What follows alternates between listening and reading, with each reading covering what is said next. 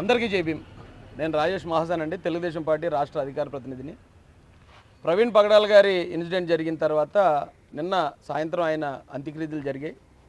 అంత్యక్రియలు జరిగే వరకు మేమంతా చాలా బాధ్యతగా వ్యవహరించాం. ఎక్కడ ప్రజలు ఆందోళన చెందకుండా, ప్రజలను రెచ్చగొట్టకుండా, మా చేతనైనంత వరకు శాంతి భద్రతల సమస్యలు రాకుండానే, ఇది 90% చూస్తుంటే పరిస్థితులు చూస్తుంటే యాక్సిడెంట్ కొన్ని ఎవరు ఆందోళన చెందకండి. ఆ 10% ఒకవేళ హత్య అయితే కనుక ఖచ్చితంగా దీని గురించి కూలంకుషంగా విచారణ జరిగేదాకా మేము వదలమని మేము ఆల్రెడీ ప్రకటించాం.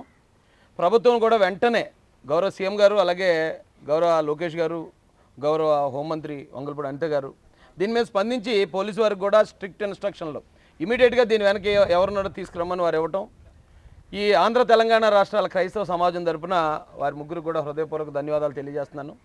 అయితే మేము మొన్నటి నుంచి గమనించింది, నేను ఈరోజు దాకా ఎందుకు మాట్లాడలేదంటే, ఆయన అంత్యక్రియలు శాంతియుతంగా జరగాలి, నేను కూడా దీని గురించి ఇదేమైనా హత్య లేకపోతే ఎవరైనా చంపారనే అనుమానాలు వ్యక్తం చేయడం ద్వారా ఇది శాంతి భద్రతల సమస్య వస్తుందనే ఉద్దేశంతోనే మేము చాలా హుందాగా వ్యవహరించామండి ఈరోజు దాకా. అయితే చాలా ల్యాబ్స్ నేను గమనించాను ఇక్కడ. ఈ ఇన్సిడెంట్ జరిగిన దగ్గర నుంచి ఈరోజు వరకు కూడా స్థానిక పోలీసు వారి నిర్లక్ష్యం కొట్టొచ్చినట్టుగా అనిపిస్తుంది. ఈ రోజున మేము ఎవరైతే సిట్ ఆఫీసరు దేవకుమార్ గారిని మేము కలుసుకోవడం జరిగింది. ఆయన చాలా క్లియర్గా ఉన్నాడు. అన్నీ కూడా పకడ్బందీగా ఆయన ఏమేమి చేశారు, ఎక్కడెక్కడ టోల్ గేట్లు చూశారు, దాని వెనకాతల ఎంతమంది పనిచేస్తున్నారు, 40 మంది టీం పనిచేస్తున్నారని చాలా క్లారిటీతో వారు చెప్పడం జరిగింది. వారు చెప్పిన దాని మీద మేము పూర్తిగా సంతృప్తి వ్యక్తం చేస్తున్నాం. కానీ ఈ 2 రోజుల పాటు అక్కడ లోకల్ పోలీసు వారు చేసింది మాత్రం చాలా తీవ్ర నిరుత్సాహానికి గురి చేసిందండి మాకు. ఎందుకంటే అది ఇన్సిడెంట్ జరిగిందని తెలిసింది, ఓ డెడ్ బాడీ ఉందని కనుక్కున్నారు. అక్కడికి వెళ్ళేటప్పటికి పోనీ ఓకే, ఆయన ఎవరో తెలియదు కాబట్టి అది యాక్సిడెంట్ అనుకుని బాడీని అక్కడి నుంచి తరలించారు పోలీసు వారు అని మేమే నమ్మాం, మేమే అనుకున్నాం. పోలీసు వారి యాంగిల్లో కూడా మేమే ఆలోచించేస్తున్నాం. మిమ్మల్ని మేము ఇప్పటిదాకా విమర్శించలేదు. కానీ ఆయన వన్స్ మీరు పోస్ట్ మార్టంలో పెట్టిన తర్వాత జనం అన్ని 100 మంది 1000 మంది తరలి వస్తున్నప్పుడు, అందరూ అనుమానం వ్యక్తం చేస్తున్నప్పుడు ఎందుకు ఆ క్రైమ్ సీన్ని మీరు ప్రొటెక్ట్ చేయలేదు? ఎందుకు ఆ క్రైమ్ సీన్ దగ్గర ఒకవేళ ఇదేమన్నా హత్య అయి ఉండొచ్చేమో అనే అనుమానం అక్కడ స్థానిక పోలీసుకి ఎందుకు కలగలేదు? కలకపోతే పోయింది. నేను మధ్యాహ్నం వెళ్ళాను అక్కడికి, సాయంత్రం 6-7 గంటల దాకా లోకల్ సీఏ గారు రాలేదు. లోకల్ సీఏ గారికి నేను ఫోన్ చేస్తే, ఏమంటే ఇది యాక్సిడెంట్లో కనిపిస్తుందండి అన్నారు. ఓకే, పోనీ ఏంటంటే ఆధారాలు ఇవ్వండి అంటే, మేము కుటుంబ సభ్యులకు చూపిస్తామని చాలా నిర్లక్ష్యంగా సమాధానం చెప్పారు. ఆ సీఏ గారు ఎవరైతే ఉన్నారో, ఏదో గౌరయ్య గారు, ఏదో ఆయన పేరు గౌడ్ గారు. ఏమంటే ఇది 2 రాష్ట్రాల క్రైస్తవుల సమస్య, లక్షలాది మంది దీని మీద ఇంత ఆందోళన చెందుతూ ఉంటే మేము ఓన్లీ ఫ్యామిలీకి మాత్రమే చెప్తామని రూల్స్ మాట్లాడారంటే అది పక్కా నిర్లక్ష్యం. ఈ కేసు యొక్క తీవ్రత కానీ, ఈ కేసు యొక్క సున్నితత్వం కానీ ఏమాత్రం తెలియని పోలీసులు ఆ రోజున అక్కడ డ్యూటీ చేశారు. సాయంత్రంకి వచ్చేటప్పటికి ఇది ఇగో 2 ఫుటేజ్లు చూపించారు మాకు. ఓకే, అది ఆయన కొవ్వూరు టోల్గేట్ దాటాడు అన్నారు. చూశాను, కరెక్టే. కొవ్వూరు టోల్గేట్కి ఇన్సిడెంట్ జరిగిన ప్లేస్కి 10 కిలోమీటర్లు ఉంది ఎగ్జాక్ట్. ఆయన బండి మీద 60లో వస్తే ఖచ్చితంగా 10 నిమిషాలుగా అక్కడికి వచ్చేస్తారు, అది కరెక్టే.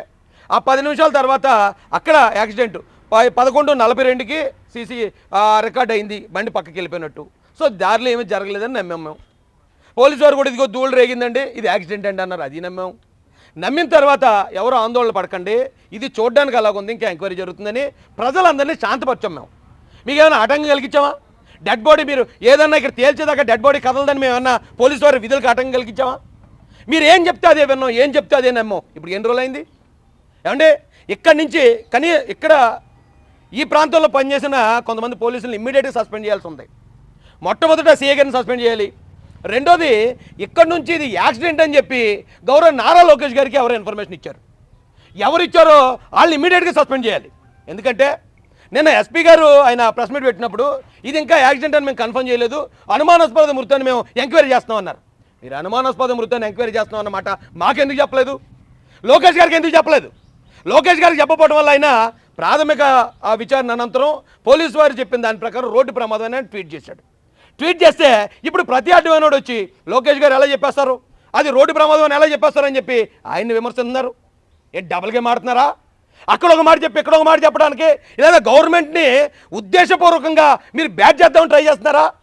ఆ పోలీస్ అధికారులను అడుగుతున్నాను నేను, ఎవరు చెప్పారు ఇది యాక్సిడెంట్ అని? అక్కడ యాక్సిడెంట్ అని చెప్పిన తర్వాత మీరు ప్రెస్ మీట్ పెట్టి ఇప్పుడు దాకా ఇది యాక్సిడెంట్ అని ఎందుకు ఆధారాలు చూపించలేదు? అక్కడ ఏదైతే కొవ్వూరు టోల్గేట్ ఉందో ఆ టోల్గేట్ దగ్గరకు వచ్చేటప్పుడు ఆయన అటు ఇటు నడుస్తున్నాడు, అటు ఇటు ఊగుతుంది. అంతకుముందు ఏదో జరిగిందని అనుమానం వ్యక్తం చేస్తున్నప్పుడు ఇన్ని రోజులు పట్టిందా మీకు కొవ్వూరు టోల్గేట్ నుంచి అనంతపల్లి టోల్గేట్ దాకా ఉన్న ఆ సీసీ కెమెరాలు రిలీజ్ చేయడానికి? అనంతపల్లి టోల్గేట్ దగ్గర ఇతను అలాగే వచ్చాడా? ఆ బ్లింకర్ వెలుగుతుందా, హెడ్లైట్ వెలుగుతుందా, అది బయటపడడానికి ఏమైందా మీకు? మీరు చెప్పిన మాట మేమేమో యాక్సిడెంట్ అయి ఉంటుందనేమో మేము మాట్లాడితే ఈ రోజున మమ్మల్ని ఏదో చేస్తారా మీరు?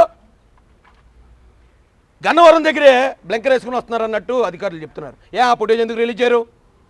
ఇది యాక్సిడెంట్ అయితే ఎప్పుడైతే బండ పక్కకి వెళ్ళిపోయిందో ఆ తర్వాత ఉన్న ఫుటేజ్ ఎందుకు రిలీజ్ చేయలేదు? మీరు యాక్సిడెంట్ అయితే క్లియర్గా రిలీజ్ చేయండి. లేదు ఇది హత్య అని మీకు అనుమానం ఉందా, హత్యను ప్రకటించి అంత సీక్రెట్గా చేయండి. మీరు హత్య అని చెప్తే మేము అవన్నీ రిలీజ్ చేయమని అడగం, ఎందుకంటే మీకు కొన్ని రూల్స్ ఉంటాయి. మీరు యాక్సిడెంట్ అని చెప్పినప్పుడు అది రిలీజ్ చేయకుండా దాచుకుని ఏం చేద్దామని? ఈ రాష్ట్రంలో ఇప్పటికే ఈ ఓటీటీలు వచ్చిన తర్వాత ప్రతి ఒక్కరు మలయాళం క్రైమ్ సినిమాలు చూసేటు, ఆ సినిమాలు చూసి ప్రతి ఒక్కరు అనాలిసిసే. అక్కడేమైంది, ఇక్కడేమైంది, ఇది ఇలా జరుగుంటుంది, అలా జరుగుంటుంది. ఈ లోపు హిందువులు, ముస్లింలు, క్రైస్తవులు కొట్టుకు చచ్చేదాకా ఈ విషయానికి ఒక కన్క్లూజన్ ఇవ్వరా? ఏం చేస్తున్నారో నాకు అర్థం కాదు. ఇది కావాలని ఇంటెన్షనల్గా ఈ గవర్నమెంట్ని మమ్మల్ని బ్యాట్ చేయాలని ప్రయత్నిస్తున్నారు. నేను ఇది ఒక పాస్టర్ గారు అని చెప్పి వచ్చానండి. పాస్టర్ మీద నాకు గౌరవం. ఆయన ఎలా చనిపోయారంటే ఏమో వెనకాల ఏమన్నా కాన్స్పిరసీ ఉందేమో, లేదా నిజంగా యాక్సిడెంట్లో చనిపోయారేమో. నాకు చెప్పడం అయితే యాక్సిడెంట్ అని చెప్పారు. కానీ అక్కడికి వచ్చి చూసిన తర్వాత అందరూ అనుమానాలకి తావిచ్చేలా ఉంది కదా పరిస్థితి. ఆ పరిస్థితులు అలా ఎందుకు వచ్చాయి, వీళ్ళ అనుమానాలు ఏమేమి వ్యక్తం చేస్తున్నారు, దానికి ఈ పార్టీకే క్లారిటీ ఇవ్వాలి కదా. అంటే దీన్ని ఇంకా ప్రతిపక్ష పార్టీలో లేకపోతే కేంద్రంలో ఉన్న పార్టీలో ఇవన్నీ వచ్చి ధర్నాలు రాస్తారోకలు చేసి ఈ మత గొడవలు జరిగేదాకా కళ్ళు అప్పగించి చూస్తారా? ఎవరైతే ఈ బాధ్యులు అధికారులు ఉన్నారో వీళ్ళందరినీ ఇమ్మీడియట్గా సస్పెండ్ చేయాల్సిందిగా తూర్పుగోదావరి జిల్లా ఎస్పీ గారిని మేము డిమాండ్ చేస్తున్నాం.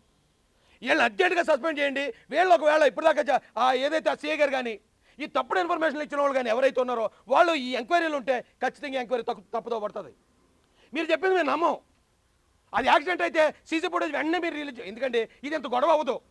ఎప్పుడో పొద్దున్న మీరు కనిపెట్టారు పోలీసులు డెడ్ బాడీని, ఆ డెడ్ బాడీని తీసుకుని వెళ్ళారు.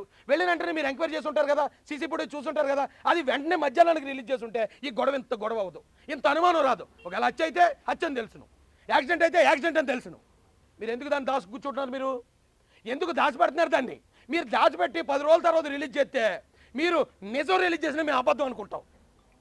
ఆ రోజున పోస్ట్ మార్టం కూడా చేశారు. పోస్ట్ మార్టం చేసింది డాక్టర్లు, టీమ్ ఆఫ్ డాక్టర్లు ఇచ్చారు.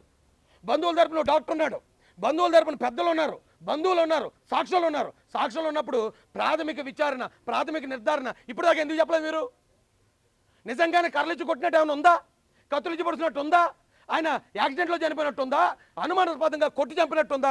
ప్రాథమిక నిర్ధారణ మీరు బయటకి ఇచ్చుంటే ఈ రోజున రాష్ట్రం ఇన్ని అవమానాలు పడదు. మా గవర్నమెంట్ మీద వేసేస్తున్నారు. ఇది చంద్రబాబు నాయుడు గారికి ఏం పని, లోకేష్ గారికి ఏం పని, రాజేష్ మాసానికి ఏం పని దీన్ని తప్పుదారి పట్టించడానికి? అరే ఆయన నా స్నేహితుడు, నేను పాస్టర్లు అంటే గౌరవిస్తాను. నేను పాస్టర్ల తరపున నిలబడడం వల్ల ఎంతో కోల్పోయినోడిని. క్రైస్తవుల తరపున పోరాటం ద్వారా నేను జైలుకి వెళ్ళి వచ్చాను. రాజమండ్రిలో మీద హత్యా ప్రయత్నం జరిగింది. వీళ్ళ తరపున మాట్లాడటం వల్ల నా ఎమ్మెల్యే టికెట్ కూడా వదులుకున్నాను నేను. అలాంటి నన్నే ఈ రోజున తప్పుడుగా చిత్రీకరించే పరిస్థితి ఎందుకు వచ్చింది? పోలీసు ఇచ్చిన ఇన్ఫర్మేషను నేను అక్కడ చూసింది అది నిజం అనుకున్న 90% జనాలు ఆందోళన పడకూడదని మేము చెప్తే మీరు ఆడుకుంటారు. ఇంకా మేమేమో బూతులు తింటాం మీ గురించి, మీరు మాత్రం డ్యూటీ చేయకుండా ఆడుకుంటారా?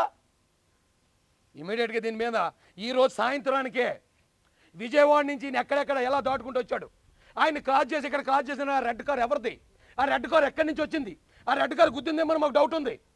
ఆయన పడిపోయిన తర్వాత ఆ తర్వాత ఒక గంట తర్వాత 10 మంది వెళ్ళి ఆయన కొట్టి చంపి ఆయన మీద ఈ బుల్లెట్ పెట్టారని మాకు డౌట్ ఉంది. ఈ కొవ్వూరు టోల్గేట్ ముందు ఆయన మీద దాడి జరిగి ఆయన హెడ్ ల్యాంప్ని కావాలనే పగలగొట్టారని డౌట్ ఉంది. ఈ డౌట్లు అన్ని క్లియర్ చేయాల్సింది పోలీసు వారు. మేమేమో మీ గురించి మేము మాట్లాడుతూ ఉంటే మీరేమో నిమ్మక నీరెత్తినట్టు కూర్చుంటే ఏం చేద్దామని? గవర్నమెంట్ మీద ఏమైనా పగబట్టారా? ఇమీడియట్గా దీనికి సంబంధించిన వాస్తవాలు ఈవేళ సాయంత్రానికే కావాలి. దీని మీద ఇప్పుడు దాకా నిర్లక్ష్యం వహించిన ప్రతి అధికారిని సస్పెండ్ చేయాలి. లేకపోతే ఈ ముద్ర ఏదైతే ఉందో, ఈ చెలవల పొలవలు ఏవైతే ఉన్నాయో ఇది ప్రభుత్వం మోయాల్సి వస్తుంది. ప్రభుత్వానికి ఏమి ఇందులో మ్యానిపులేట్ చేయాలను, మరోటి చేయాలని ప్రభుత్వానికి ఇంట్రెస్ట్ ఉంటే చంద్రబాబు నాయుడు గారు, లోకేష్ గారు, గౌరవ ఎవరవడి మా అక్క అనిత గారు వారు రారు కదా. వారు వచ్చి మీకు ఇంత ఫ్రీ హ్యాండ్ ఇచ్చిన తర్వాత కూడా ఇన్ని రోజులు మీరు ఆలస్యం చేయటం, రేపొద్దున ఏమైనా జరగకూడని జరిగితే దానికి పోలీసులే బాధ్యత వహించాలని నేను మీకు డిమాండ్ చేస్తూ నేను ముగిస్తున్నానండి. Thank you.